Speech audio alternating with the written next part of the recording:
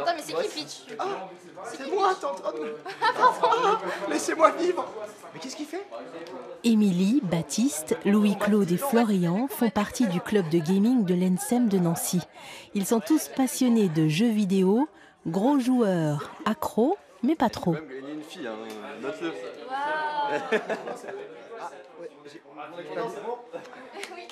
Sur les consoles, ce qui est cool, c'est qu'en fait, on peut jouer avec nos amis. Alors, comme ici, en fait, j'ai découvert ce bar gaming il y a 1 an, en fait, en intégrant mon école. Et puis, bah voilà, des fois, on se retrouve ici, puis on joue ensemble. C'est convivial, je trouve. J'essaye de faire en sorte d'avoir quand même un équilibre entre mes études, ma vie haute, parce que je fais aussi du sport, etc. Mais il est possible, ça m'arrive des fois de jouer et d'oublier en fait toute notion de temps. Et donc des fois, c'est possible de passer toute une journée entière devant son ordinateur. Mais des fois, c'est possible aussi de ne pas toucher à son ordinateur parce que c'est pas le moment ou j'en ai pas l'envie. C'est des limites qui se fixent toutes seules en fait finalement. Non, ne suicide pas, Émilie, pas encore. Bah, j'arrête à un moment où en fait, je fais passer les jeux vidéo avant ce que j'ai à faire. Par exemple, des comptes rendus à rendre pour l'école. Quand je vois que je joue à la place de le faire, bah, je me dis il y a une limite, quoi. Faut que j'arrête. Le jeu vidéo peut aussi être immersif grâce au casque de réalité virtuelle, une activité loin d'être recommandée pour les tout petits. Léa, qui est orthophoniste, voit arriver dans son cabinet des enfants surexposés aux écrans, jeux virtuels, tablettes, smartphones et télévision. On voit de plus en plus d'enfants arriver en orthophonie avec des retards de langage importants, des enfants qui parlent peu, qui papillonnent entre les activités et qui n'arrivent pas à fixer leur attention sur une activité, des enfants qui pleurent beaucoup, qui ne tolèrent pas la frustration.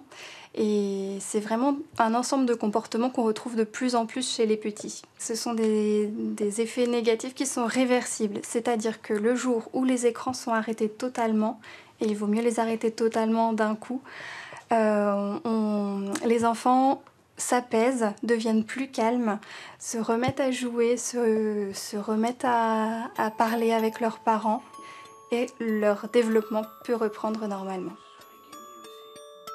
Il y a une règle simple à respecter. Pas d'écran avant 3 ans et pas de console de jeu avant 6 ans. Vous levez et vous tapez. Voilà, parfait. Voilà, là c'est encore à vous de servir. Donc 2 gestes, voilà, parfait. Jouer à des jeux virtuels n'est pas réservé aux jeunes. La preuve dans cette maison de retraite. Attention, balle de match. Levez et frappez. J'aime bien le service, mais alors quand il faut recevoir la balle, je ne sais pas à quel moment qu'il faut taper. Puis alors c'est vrai qu'il faut taper, parce que si on tape à côté, on a perdu. Il faut que ça attaque dans les carrés. Il faudrait que j'ai quelques années de moi. Ça leur permet de se mouvoir, forcément, parce que là, oui, le principe, c'est justement de ne pas rester sur sa manette. La manette, c'est le corps. Donc, ça nous entraîne, ça oblige à bouger les bras, le poignet, etc.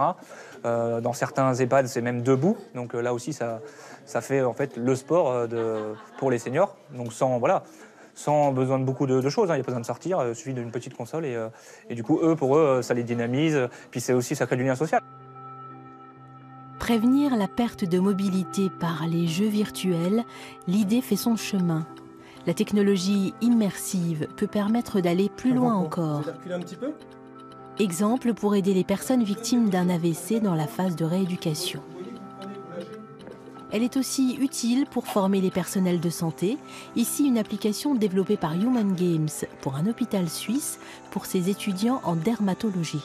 C'est un mélange un petit peu de 3D, d'images réelles. On a avec nous dans notre cabinet de consultation un patient avec des lésions sur le corps. On voit où elles se situent, on essaie de les identifier, de leur donner un nom.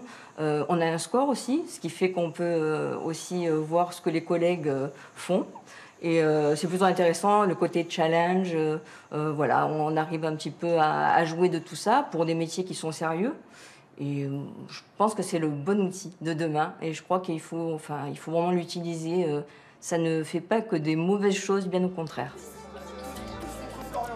Le monde virtuel immersif ouvre un champ infini de possibilités. Travailler sur ses phobies, former les personnels de santé, tester des solutions en matière d'architecture et d'urbanisme, créer des univers de spectacle. Pour autant, cette technologie n'est pas sans danger pour les plus petits.